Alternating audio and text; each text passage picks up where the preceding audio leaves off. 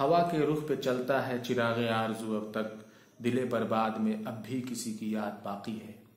Hi guys, कुछ भी बोले तो कुछ बेटर के इंस्पिरेशनल वीडियो में आपका स्वागत है। मैं मोहम्मद सरफराज अंसारी बात करेंगे आज आरज़ू, डिज़ायर, इच्छा, ख्वाहिश और तमन्ना की। क्या होती है ये चीज़ और इस पर कैसे कंट्रोल करते हैं हम लोग। एक पॉइंट होता है, एक कॉमन पॉइंट होता है जिसपे मैं और मेरी ख्वाहिश बंधे होते हैं। तो उस पर अगर मैं फोकस करूं तो फिर हम दोनों एक हो जाएंगे यूं। नहीं तो मैं अगर अपनी ख्वाहिश के पीछे भागूंगा ऐसे ऐसे तो ये ख्वाहिश मुझसे दूर भागेगी ऐसे ऐसे, क्योंकि हमारा धुरी तो ये है, हम इस पे नच रहे हैं ना। तो मैं भागूंगा तो वो भागेगी, मेरी ख्वाहिश भागेगी, मेरी आरज़ू भागेगी। अच्छा, मेरी आरज़ू अगर मुझे दौड़ाएगी तो फिर मैं भागूंगा। इसीलिए लोग खूबसूरत से खूबसूरत गर्लफ्रेंड से पक जाते हैं। तो आइए कुछ जानने और मानने से पहले एक कहानी सुनते हैं। एक कहानी के माध्यम से हम ये समझने की कोशिश करेंगे। किसी ज़माने में एक बादशाह हुआ करते थे और उस बादशाह की बहुत बड़ी रियासत हुआ करती थी। उसमें बहुत सारी जनता, खुशहाल जनता रहा करती थी। बादशाह बहुत अच्छे थे। तो उसमें एक आम आदमी को शहजादी से मोहब्बत हो जाती है। बादशाह की बहुत खूबसूरत बेटी थी, तो उस बेटी से उस आम आदमी को मोहब्बत हो जाती है। और एक अच्छी बात यह थी कि उस इंसान की दोस्ती उस बादशाह के यहाँ एक वजीर से थी। वजीर मतलब मिनिस्टर्स, यस, वजीर से थी। और वजीर जब आदमी अपनी दोस्ती का फायदा उठाते हुए वजीर से कहता है, यार बात तो करानी पड़ेगी तुम्हें। वजीर भी अच्छा दोस्त भी था, वजीर होने के साथ साथ उसने कहा बात करा दूं यार, चल ठीक है। लेकिन बादशाह एक ऐसे दोस्त, एक ऐसे दामाद की तलाश में है जो इबादत गुजार हो, जो परहेजगार हो, जो अच्छा इंसान हो, जिसे दुनिया की और चीज़ों से उतनी मोहब्बत ना हो। बस वो मतलब दुनिया से मोहब्बत करने वाला ना हो, वो अल्लाह से मोहब्बत करने वाला हो। उसका दोस्त कहता है तो क्या करना पड़ेगा? तो वजीर और वो दोनों कहते हैं, यार प्रिटेंड तो कर ले कम से कम, हो सकता है तुम्हारी मोहब्बत तुम्हें मिल जाए। खैर, वो दोनों इस बात पे राजी होते हैं। वो इंसान कुछ अपने साजो सामान लेता है और एक जंगल में चला जाता है। वहाँ पे एक झोपड़ी बनाता है और उसमें बैठ के अकेले इबादत करने लगता है। इबादत मतलब पूजा अर्चना, इबादत में लग जाता है, खुदा की इबादत में। और बहुत कुछ ही दिन गुजरते हैं कि वजीर बादशाह को लेकर वहाँ पहुँच जाता है। बादशाह उससे बातें होती, बादशाह से उस शख्स की बातें होती हैं और बादशाह को लगता है कि हाँ, ये मेरा दामाद बनने लायक है। तो वो कहता है कि यार शख्स तो मेरी बेटी से शादी करेगा क्या? वो इंसान कहता है कि हाँ बिल्कुल, मैं बताता हूँ आपको, मैं अपनी राय बताता हूँ, लेकिन हमें कुछ दिन का कुछ मोहलत चाहिए। बादशाह खुशी खुशी वहाँ से चला जाता है। चलो, हमें तो दामाद मिल गया अच्छा, जैसा मैं चाहता था।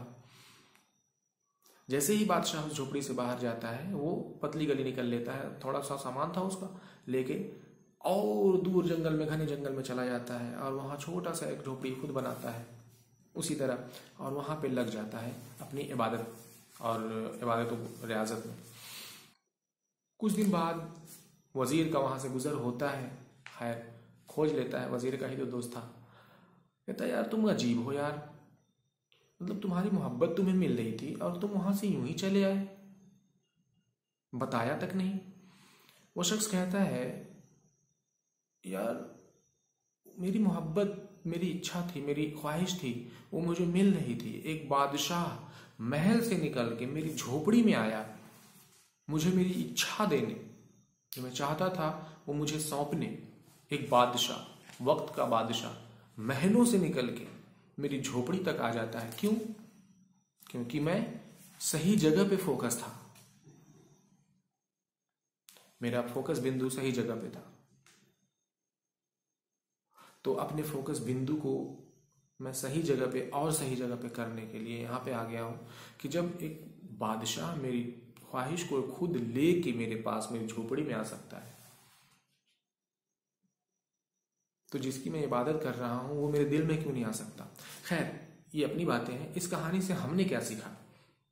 इससे हमें ये सीखने को मिलता है कि अगर हम अपनी किसी डिजायर के पीछे भागते हैं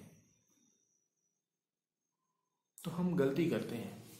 गलती क्या कर रहे होते हैं कि उस डिजायर को हम दौड़ाते रहते हैं और वो भागता रहता है और दूर भागता रहता है मुझसे। हमें कुछ ऐसा करना चाहिए कि वो डिजायर खुद मेरे पास आए। अब ऐसा क्या है?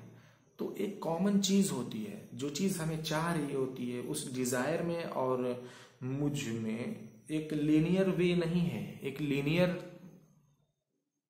लाइन नहीं मिलती है, मिलाती है हम लोगों को। ये चीज इंपॉर्टेंट है, इस कहानी से सीखने को मिलता है कि एक डिजायर है और एक ये मैं हूं, तो ये हमारा लीनियर संबंध नहीं हो सकता है कभी, ये हमेशा ट्रायंगल होता है। एक कोई चीज है जो यहाँ पे है, यही चीज हम दोनों को आपस में जुड़ेगी, बांधेगी, यूं। आप समझ सकते हैं? तो ये मैं हूं और ये मेरी डिजायर है, इसमें लीनियर संबंध नहीं होता है, ये एंगुलर संबंध होता है, एंगल बनता है, कोण बनता है इस तरह से। ये मैं हूं और ये मेरी डिजायर है। तो अगर हम इसके पीछे भागेंगे तो ये और भागता चला जाएगा, क्योंकि इसको नचाने वाला जो है केंद्र बिंदु यहाँ पे है। तो हम इसको दौड़ाएंगे पीछे भागेगा, हम दौड़ाएंगे पीछे भागेगा, हम दौड़ाएंगे पीछे भागेगा। सेम है, अगर ये डिजायर मेरा पीछा करेगा मैं भी इससे भागूंगा, मैं पक जाऊंगा। इसी को पकना कहते हैं, या मैं तुमसे पक गया हूँ। गर्लफ्रेंड बॉयफ्रेंड आपस में पक जाते हैं, क्यों? क्योंकि ये केंद्र बिंदु पे फोकस नहीं करते हैं।